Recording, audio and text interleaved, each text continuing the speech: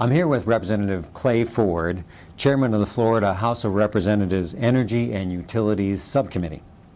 Chairman Ford is from District 3 in the western portion of Florida's Panhandle, mostly Pensacola, and he represents some of Gulf Breeze. Chairman Ford, thanks for being here. My pleasure, Barry. Thank you for having me. Now, you've been interested in energy for many years. How did you first get interested in this topic?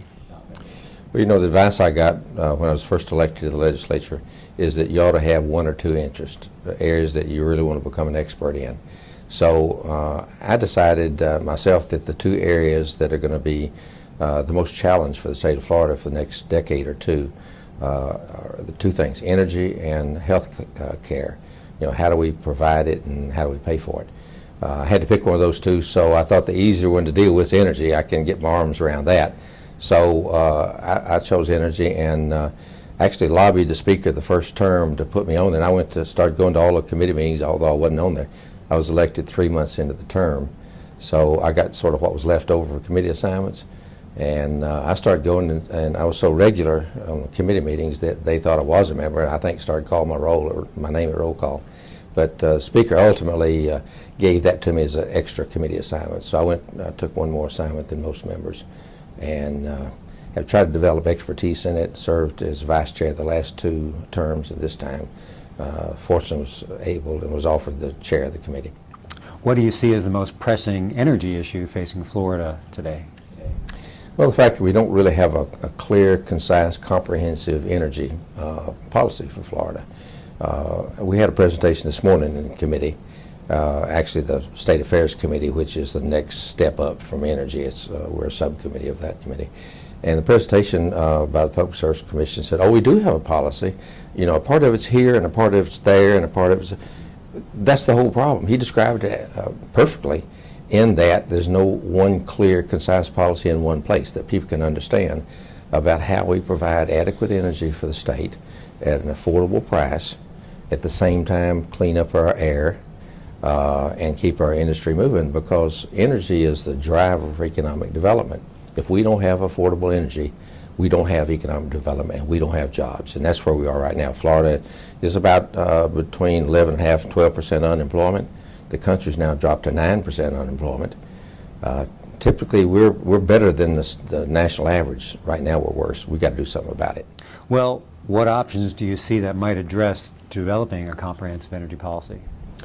Well, we have, for I think the first opportunity in a long time, we have the Senate willing to work with us on it. And I've had direct discussions with the chairman of the Energy Committee, with the president pro tem of the Senate, and gotten encouragement from the president of the Senate, for that matter, to work very closely with them. And we have a standing agreement with the Senate Energy Committee that we automatically swap without a specific request. Any presentations made to the House Committee, a copy automatically goes to the Senate. Any presenter in the Senate, automatically a copy of that presentation comes to the House.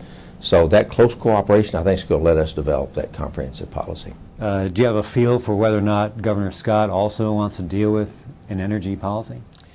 I haven't had direct talks with him about that, other than I pressed on him the fact that for the last 4 years I've attended energy committee meetings of all organizations that I can get to, all the way from San Diego to the East Coast, Williamsburg, the Southern Legislative Council, the American Legislative Exchange, and I'm the House representative on the Southern States Energy Board.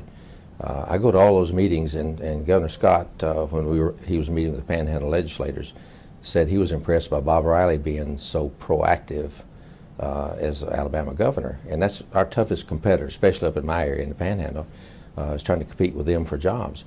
And what I asked Governor Scott to do is give me some help. I'm going to all these meetings.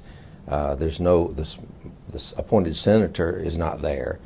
My governor's never been there, sometimes a rep. I'm speaking at that time, in the early years at least, as a junior House member representing the Florida energy policy. That's a little bit above my pay grade, so I asked him to give me some help, come to the meetings. And he promised me he'd do that. So that's very encouraging. Now, having said that, I believe that he's going to be a strong backer of our energy policy because he's an advocate of economic development. And as I told you a few moments ago, you have to have an affordable energy policy to have economic development and produce those jobs. And I know that's his campaign issue, and I feel absolutely sure that he'll be with us on production of a good energy policy. The legislature and the Public Service Commission have been discussing renewable energy for about the past 5 years now. They've been trying to figure out a way to expand the use of renewable energy without causing electric bills to rise, or at least rise too much. What would you like to see as some options for expanding renewable energy in the coming years? Well, we're going to have to take a look at those forms. Right now, we're achieving a level of dependence on natural gas that's unrealistic. Right now, as opposed to 2 years ago, if you took a picture 2 years ago, it cost us twice what it is now for natural gas. But the projections of the Public Service Commission is that it's going to rise progressively over the next 20 years. And at the same time, our dependence on natural gas is going up at the same rate. And at the rate we're moving now, we're going to be 75% dependent on natural gas. That's an unhealthy situation.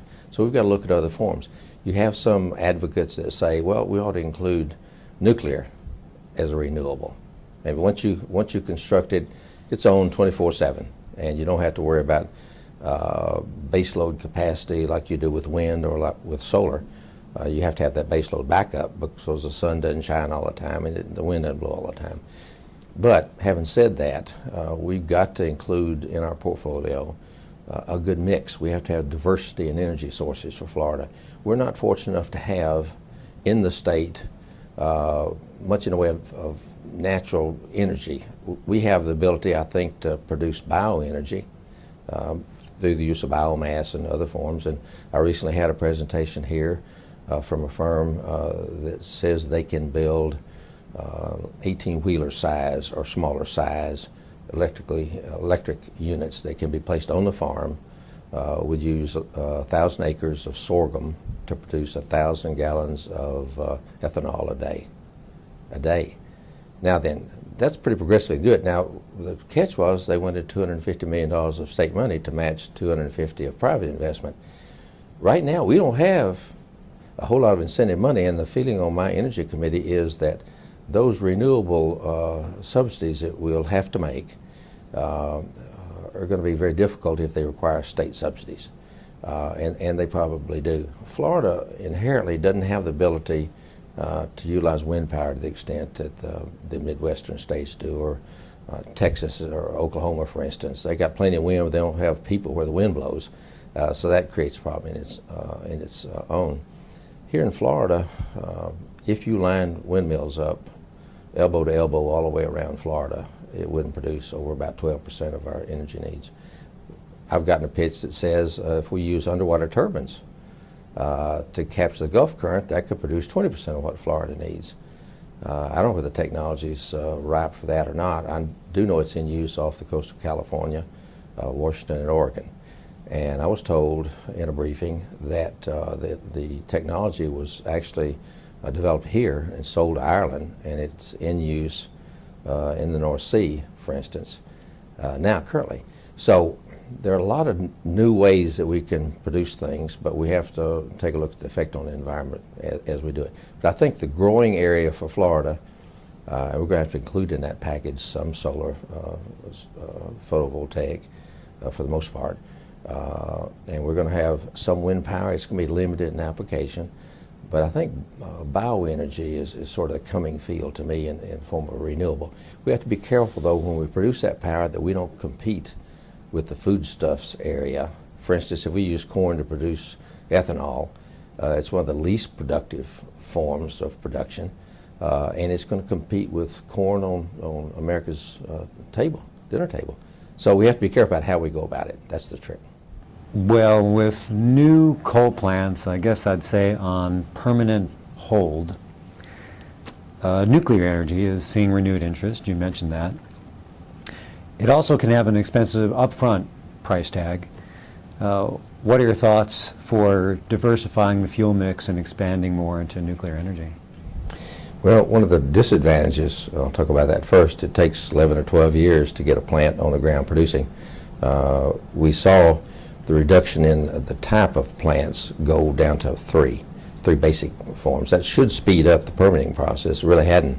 It still takes a long time. You've got huge upfront costs. Ultimately, it's the cheapest form of energy.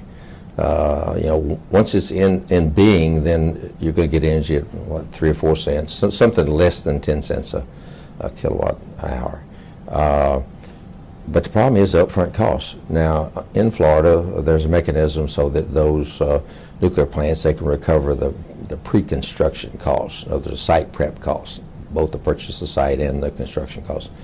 That's added on to ratepayers' bills. So there's some resistance to having extra costs added on the front end. On the other hand, if you want it built, that's one of the things that you got to take along with it, because they're huge construction costs. The energy companies have to borrow that money, pay interest on it, and they don't get a return on their investment until it's in operation. So that's really just a small piece of that upfront cost. But in the long run, it's the cleanest and most dependable. The PSC has come under fire in the last few years for bitter infighting, we'll call it, and poor leadership. There's been talk about changing the way PSC commissioners are appointed, as well as the structure of the PSC. Do you see PSC reform as a high priority issue? And if so, what changes would you like to see over there? Well, I can answer the first part of that question. It is a high priority. The two primary goals I have this year for this session is to produce a good energy, comprehensive, clean energy bill that we can understand what it says. The second goal I have is a relook at the Public Service Commission to see what changes need to be made. We've not yet begun committee meetings to take a look at those. We're in the draft stage on that now, so I really can't add much detail to that. I can tell you though broadly that there does need to be changes to it, and we'll try to get that done this session. Well, Governor Scott has made it clear that he's opposed to expanding regulation. In light of this opposition, what do you think the chances are that the legislature will consider expanding PSC regulation to the municipal electric utilities and even maybe the electric cooperatives? I think the chances are very, very slim. The system, that portion of the system is not dysfunctional now. I don't see a great need for major change in it. And based on the fact that I suspect that if we did try to do that, that Governor Scott would veto it. So, and we have a veto-proof majority in both Senate and House, the Republicans do. But I don't see it being used to override that kind of veto. So at this time, I wouldn't think we'd propose that. Well, thank you. Well, thank you. We appreciate it. Enjoyed it very much. Thank you for coming. Thanks. Appreciate you spending some time.